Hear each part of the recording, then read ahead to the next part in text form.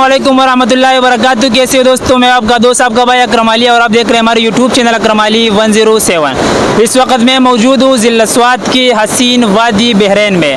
हमारे पास कुछ दोस्त मौजूद हैं, इनसे पूछेंगे कि आपको स्वात किस तरह लगा और लोगों को क्या पैगाम देंगे, तो आप हमारे साथ रहिए। अस्सलामुअलैकुम। वालेकुम अस्सलाम। सबसे पहले तो मैं आपको स्वात आने पे खुशामदीद कहता हूँ। Thank you.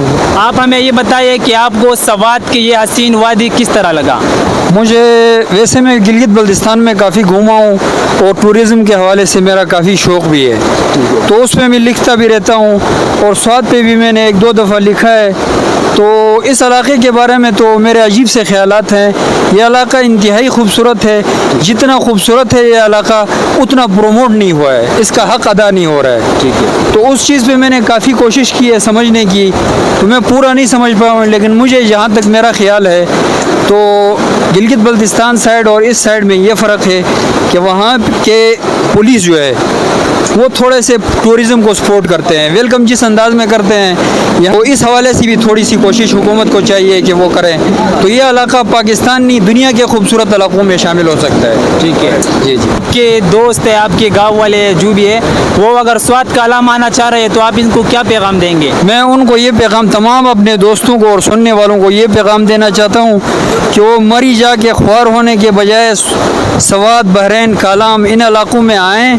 यहाँ के लोग भी आपको सही तरीके से वेलकम करेंगे, मेहमान नवाज भी हैं और इलाके भी उन इलाकों के मुकाबले में बहुत ही ज़्यादा खूबसूरत हैं।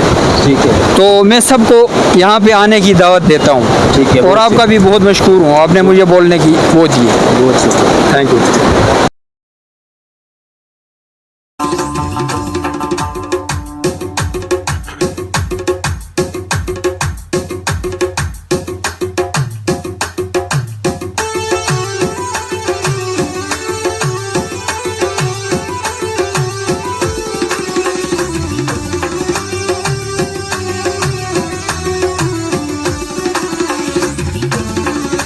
हमारे पास एक और भी दोस्त मौजूद है, इन्हीं से पूछेंगे कि किधर से आई हुई है, स्वात कैसा लगा, स्वात के लोगों का रवैया किस तरह लगा और जितनी भी यहाँ की इंतज़ामिया है वो किस तरह लगा और लोगों को क्या पैगाम देंगे, आइए उनसे पूछेंगे।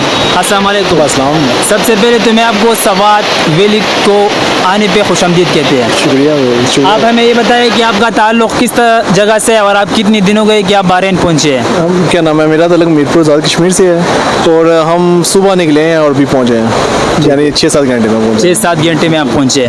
आप हमें ये बताइए कि आपका ये पहली वो कह रहे हैं कि फर्स्ट इम्प्रेशन है लास्ट इम्प्रेशन, आप पहले भी आए थे कि नहीं। पहली दफ़ा आया था, पहले आया हुआ था, उस टाइम रोड बहुत ज़्यादा ख़राब थी।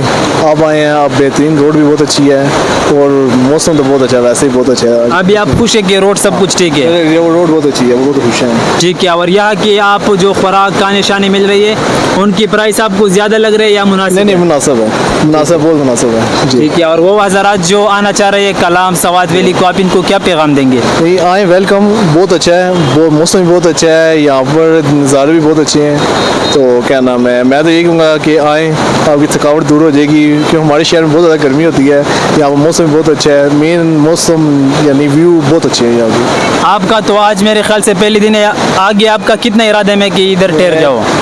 3-4 दिन मज़ीद है, 3-4 दिन करने का, फिर मजबूरी जाना पड़ता है, मजबूरी ना हो तो इंशाल्लाह रहें, काफ़ी दिन रहें इधर। चलो, बहुत शुक्रिया।